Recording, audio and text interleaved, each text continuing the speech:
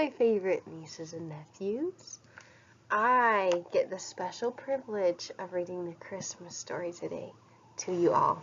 So today we're going to be reading The Year of the Perfect Christmas Tree by Gloria Houston, pictures by Barbara Cooney.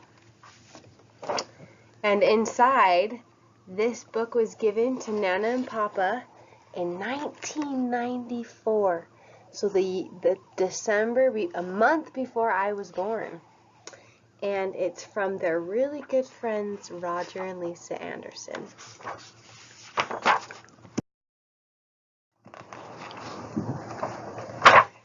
It was getting toward Christmas in the valley of Pine Grove. The wise folks said the old woman in the sky was picking her geese, for the Appalachian mountains lay blanketed with snow.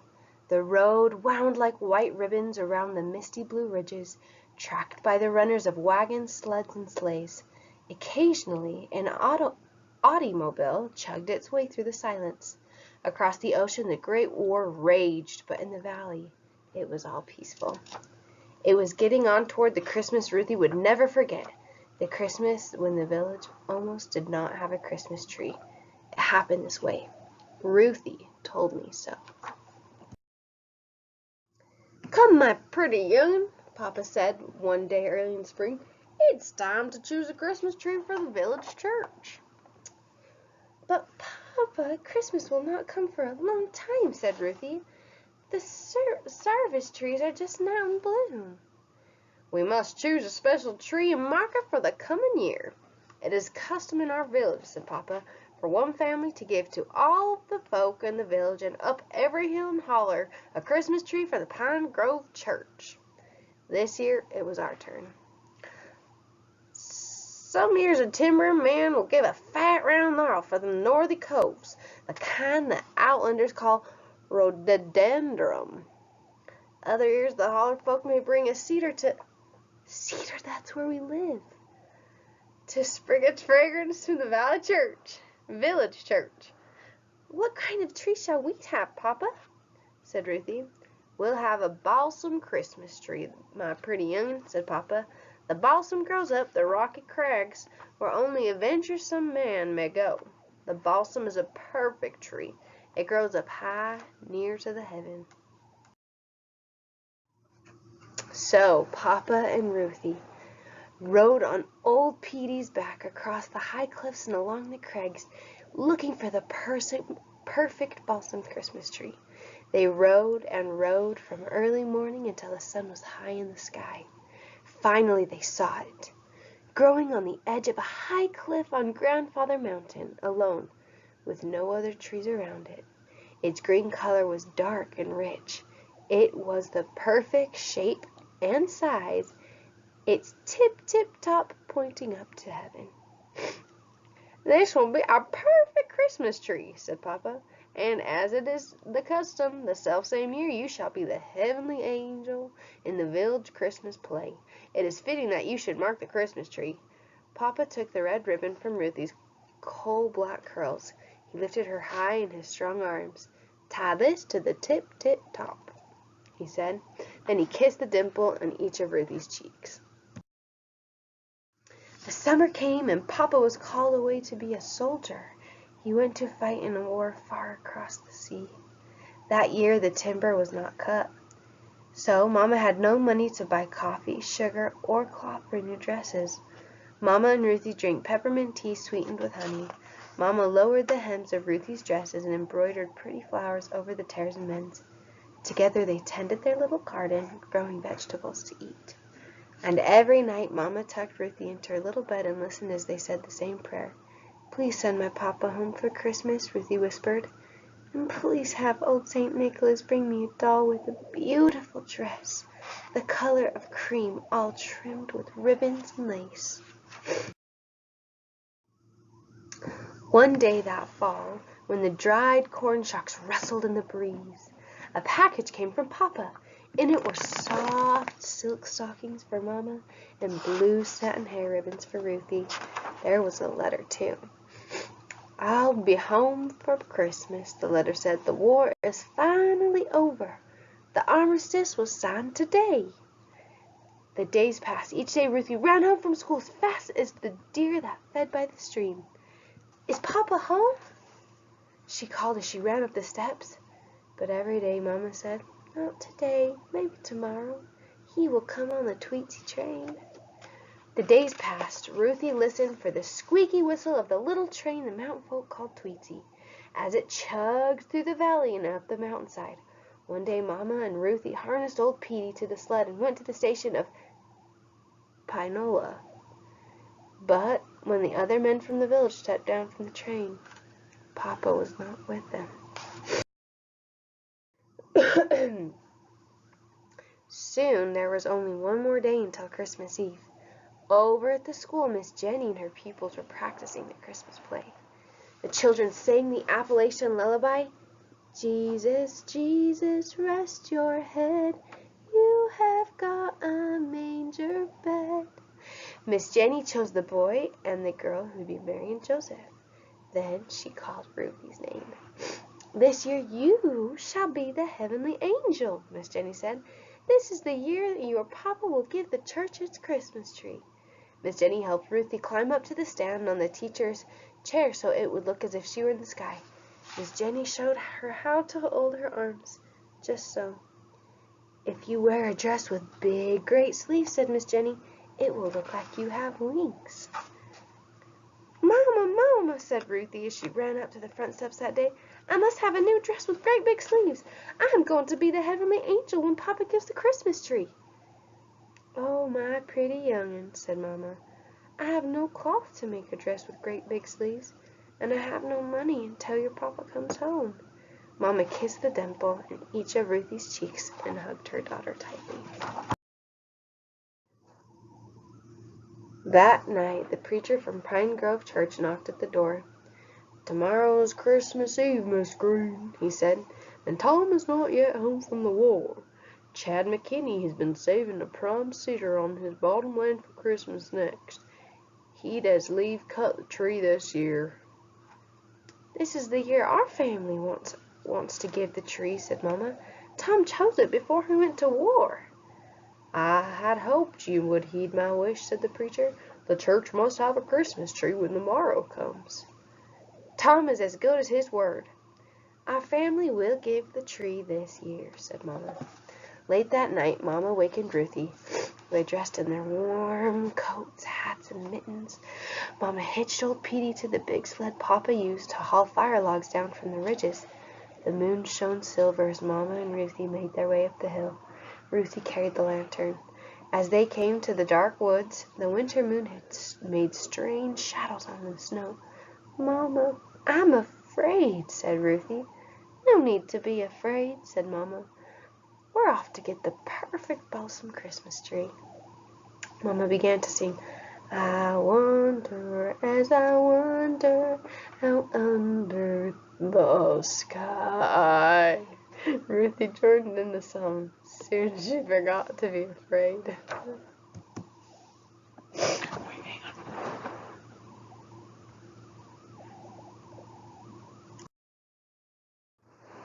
Oh, it has words.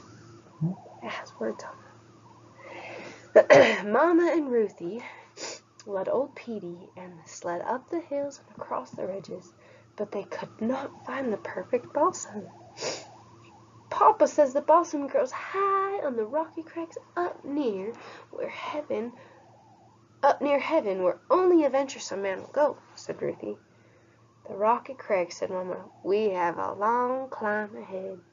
Slowly they led old Petey along the ridge to the highest crag on Grandfather Mountain. They could see the village sleeping in the valley far below. Finally, at the edge of the highest cliff, they saw the balsam standing alone. "There it is, Mama!" Ruthie cried. "See, there's my ribbon bow tied to the tip-tip-top." Ruthie ran up the rocky crag as Mama and old Petey followed.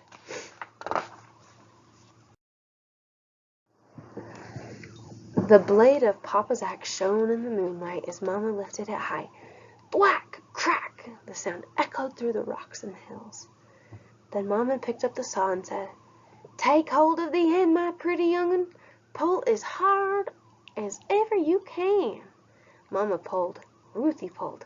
Pull, pull. Back back and forth until the perfect balsam Christmas tree fell softly into the snow. Ruthie and Mama lifted the tree onto the sled and tied it there. Then they made their way down the ridge. I saw 3 ships come sailing in on Christmas Day, and on Christmas Day, they sang. Through the soft snow in the morning, through the soft snow they led old Petey to the church. Together they lifted the perfect balsam Christmas tree from the sled and stood it in the corner near the belfry wall. Just as the sun was rising over Doe Hill, they hurried home.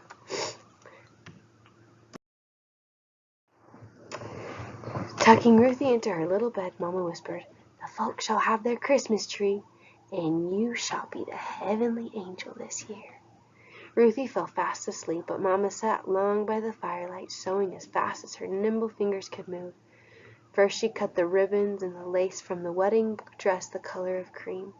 From it she fashioned a smaller dress with flowing sleeves. Then she took a soft silk stocking, stuffed it with lamb's wool, and stroked it until it was smooth and round. She embroidered it with 2 blue eyes, little black curls, and made a dimple on each cheek. From the scraps of Ruthie's dress she made a tiny dress just like it, all trimmed with ribbons and lace. She dressed the stocking doll in the tiny dress. The sun was high in the winter sky when the knock came at the door. "Uncle Christmas Eve, Preacher Alice," Mama said. "Do come in and spell yourself." "Did you hear the news about the Christmas tree?" the preacher said. "A wondrous balsam from the high crags. It was found on the belfry porch this morning." Do tell, what a wonder," said Mama. "And that's not all. It's been told hereabouts that folks who live up on the holler heard the angels singing high up on the ridges late into the night. And they were singing Christmas songs," said Preacher Alice. Ruthie hid her face in Mama's patchwork quilt so the preacher could not hear her laugh. Daylight was fading when Mama helped Ruthie into the prettiest dress Ruthie had ever seen. It was made of the softest silk, the color of cream, all trimmed with ribbons and lace. It had long, flowing sleeves. "If you hold out your arms just so," said Mama, "it will look like you have wings." At the church, the ladies of the valley had decorated the perfect balsam Christmas tree. Reflections of the tiny red candles in their shining holders fastened to the tips of the branches shone in the windows. Tied to the lower branches of the tree were presents wrapped in pretty paper. On the tip top was a tiny angel. The sexton rang the bell. From up and down the river road and from all the hills and hollers, the folks were coming to celebrate the Christmas tree. A choir of children sat by the organ. The 3 children waited outside the belfry door. Behind the bedsheet curtains, Mama helped little Mary put her doll to bed in the manger straw. Ruthie climbed up and stood on the preacher's big chair. The ladies pushed the bedsheet curtains back. Ruthie could see herself in the dark church windows. She was careful to hold her arms just so in her beautiful dress so it looked as if she had wings. "Behold, I bring you good tidings of great joy," said Ruthie, the heavenly angel. When the program was over, Ruthie went to sit with Mama on the front pew. Mama held her close. When the 3 kings came walking down the aisle carrying lard pails filled with the Christmas tree pokes, each bag contained a soft peppermint stick, some chocolate drops, an orange, and some hazelnuts. Behind the kings watched old St. Nicholas. He carried his tow sack goodie bag with him. Old St. Nick visited the Amen corner first. He gave each of the deacons a lump of coal or a willow switch. They'd been naughty. The folk in the church laughed. Then to all the children who misbehaved, old St. Nick gave a willow switch or a lump of coal as well. Ruthie had been good that year, so she got a tree poke instead. At last it was time to call the names on the presents tied to the tree. Every child in the church received a present, everyone, that is, except Ruthie. A tear slipped down the dimple in her cheek. Then one of the kings reached to the tip top in the perfect balsam Christmas tree. He lifted the tiny angel down. "Why, Ruthie," said the old Saint Nick, "this tiny angel looks dressed just like you." And it did. The tiny angel was wearing a dress just like Ruthie's. It was made of softest silk, the color of cream. It was trimmed with ribbons and lace. The sleeves were long and flowing, and it looked as if she had wings. The angel's curls were black as coal, and she had a dimple in each cheek. Ruthie hugged the tiny angel and kissed its silky cheek, which felt just like the silk stockings Papa had sent to Mama.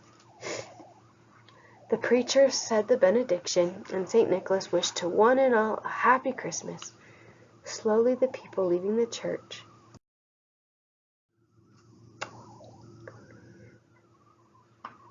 Slowly the people began leaving the church.